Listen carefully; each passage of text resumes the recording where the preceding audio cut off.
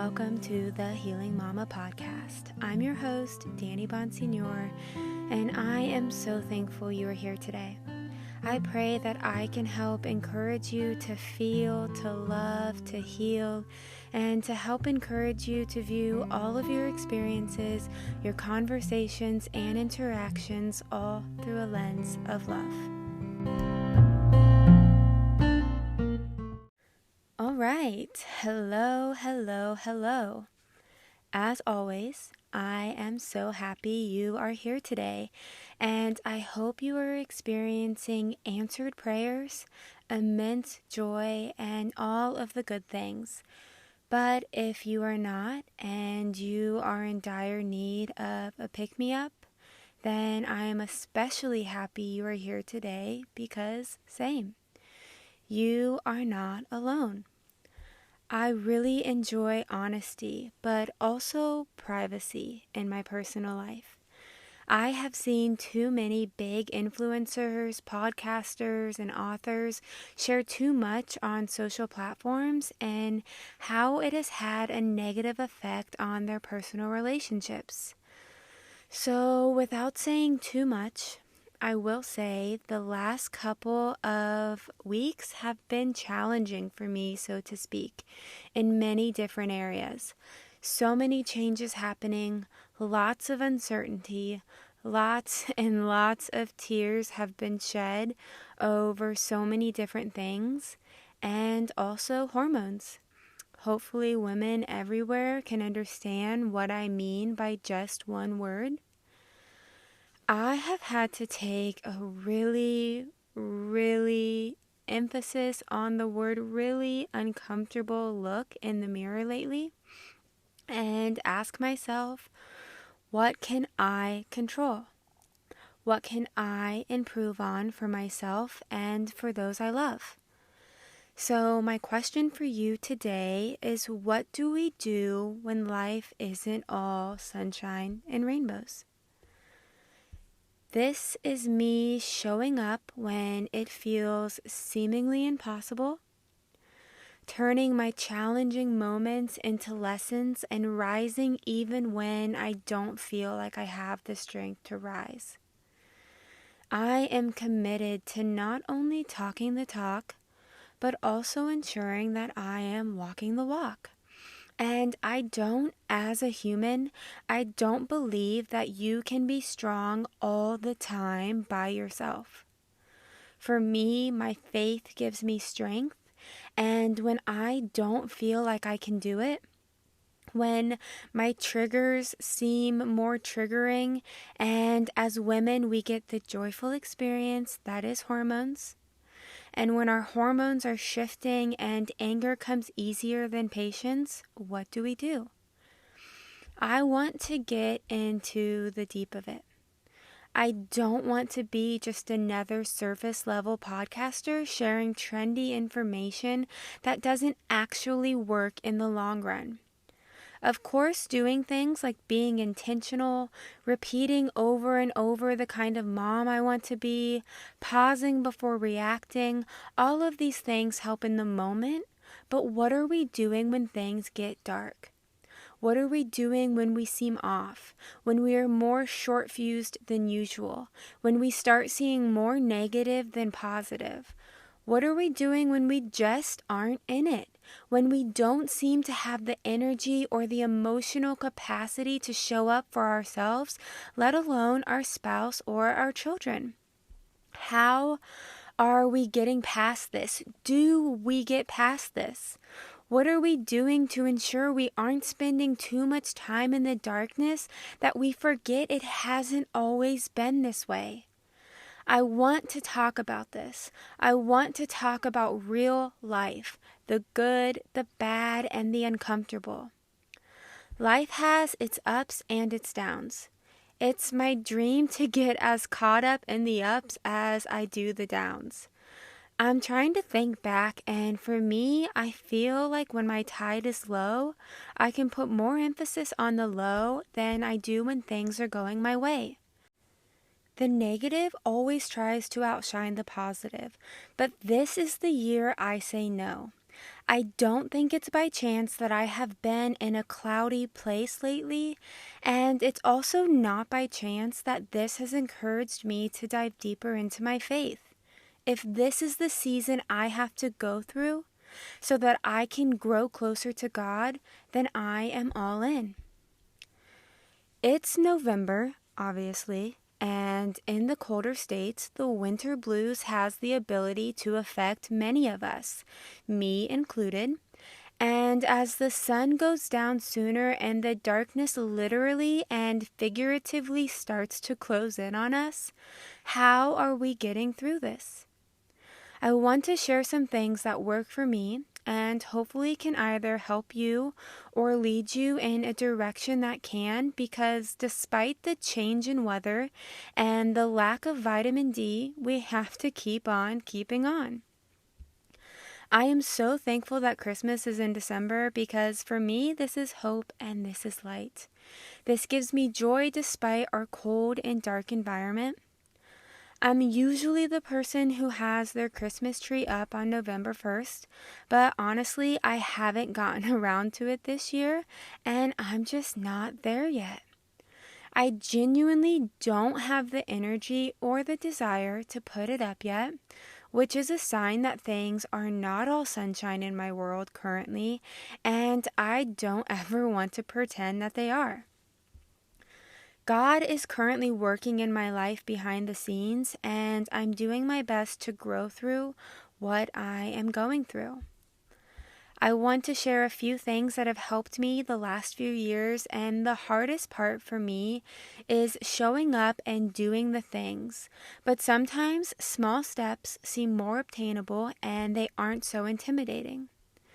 These are also things that you can do any time of the year, but in the warmer months when the sun is shining most of the day, it's easier to feel brighter. So for me personally, I have to be more intentional about these things in the colder months. Getting outside despite the cold. During the colder months, I don't discontinue my outside walks, but they do look differently, of course. I'm sure you noticed the lack of outside activity in the colder months. I personally love my neighborhood, and there are always people outside walking or running, and you can usually hear children playing in their backyards. For some, the cold makes them want to stay inside. And without getting the sun that our bodies desperately need, and for those not taking a non-synthetic vitamin D supplement, it makes sense that we feel the effects of the changing seasons.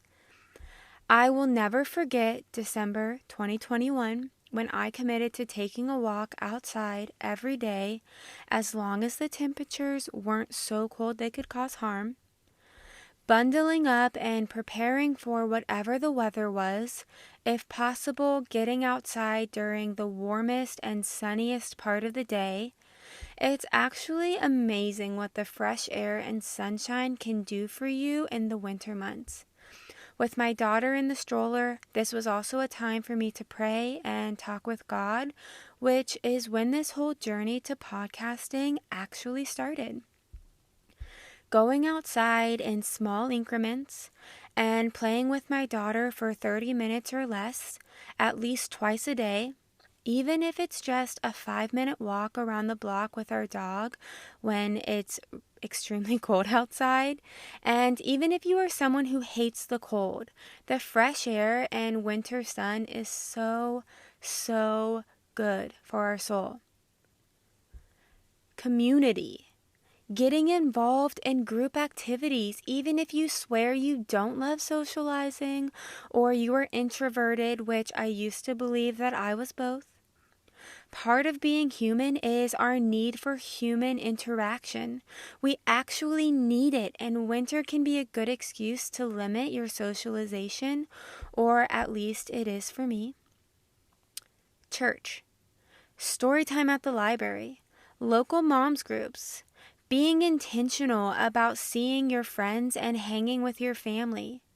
Surrounding yourself with good company and people who love you lifts your spirits and your overall mood, plus it helps to get out of the house.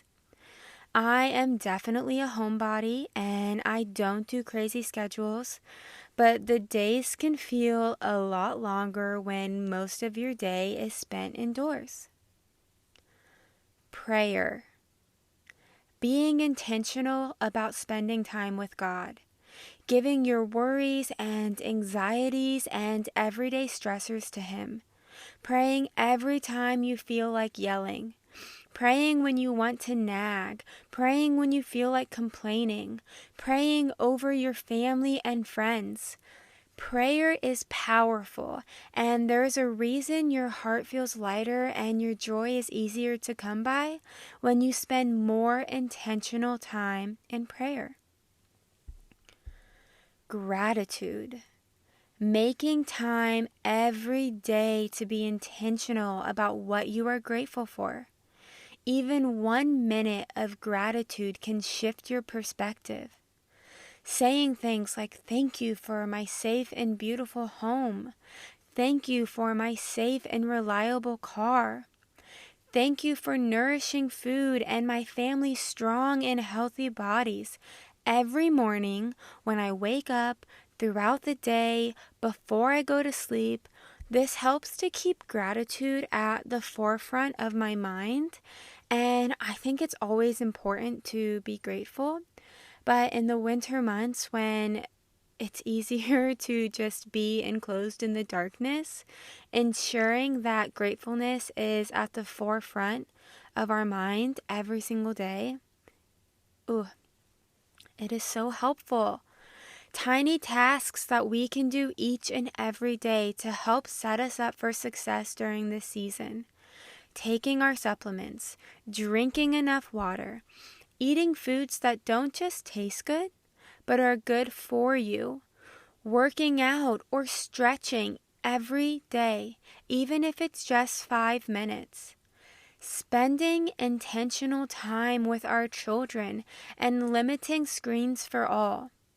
If using screens is a must, being intentional about using them and making sure it is used as a time spent together and limiting all distractions during this time. Making sure you are getting enough water every day. For me, the simple act of preparing a water bottle in the morning with at least half of my daily water intake ensures that I will most likely meet my water goal for the day. I aim to get at least half my body weight in ounces every day. And I also notice that when I am drinking more water, my daughter drinks more water. And when I don't, she doesn't. Monkey see, monkey do. Monkey doesn't see, monkey doesn't do.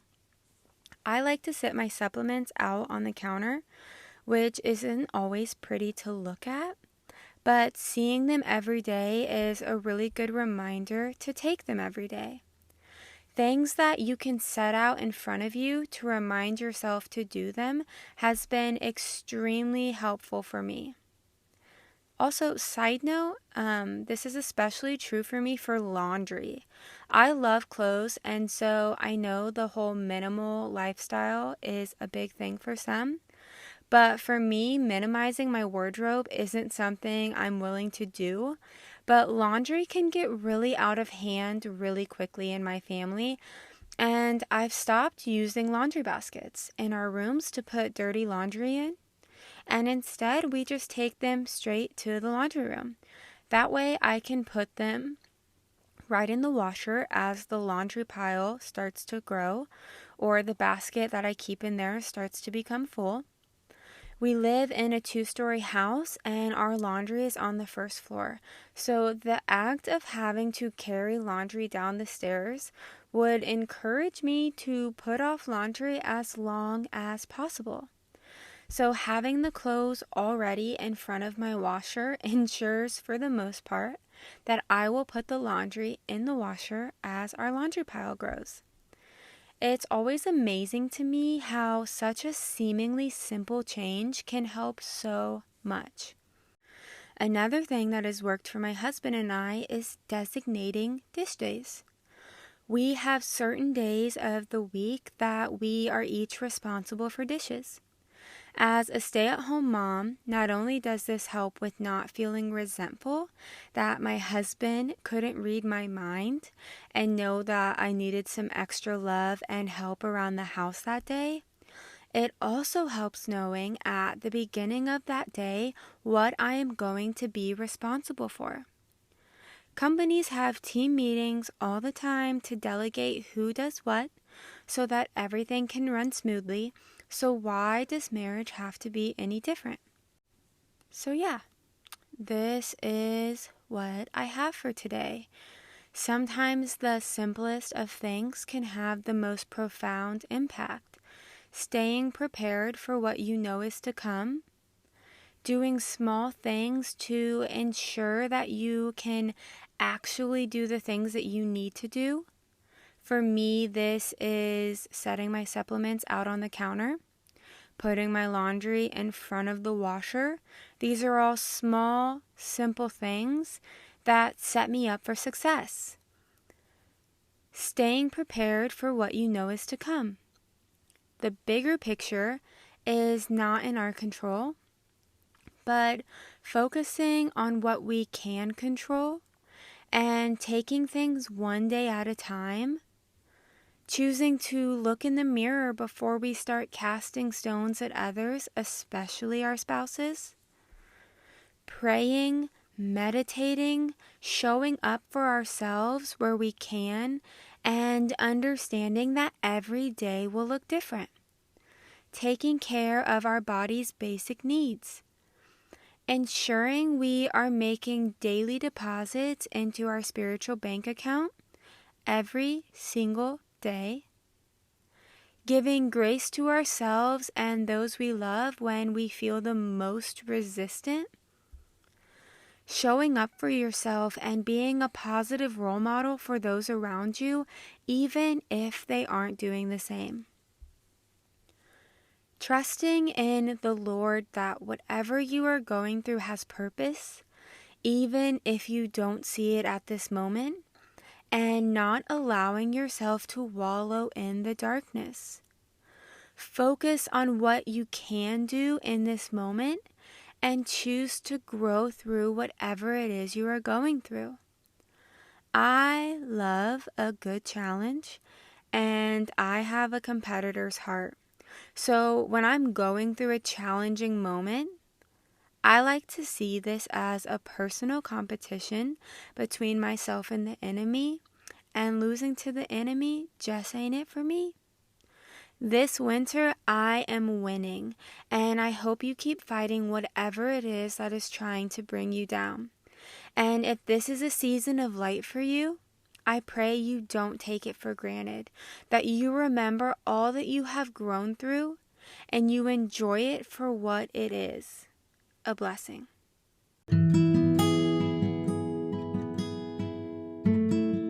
So in closing today, I just want to pray for you. God, I pray that every single person listening to this podcast today feels your presence and that you give them the strength to keep fighting whatever it is you have called them through.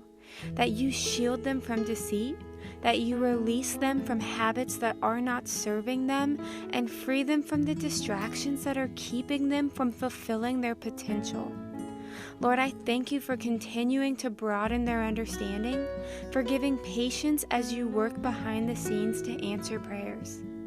We pray this trusting and believing in you, Lord. Until next time.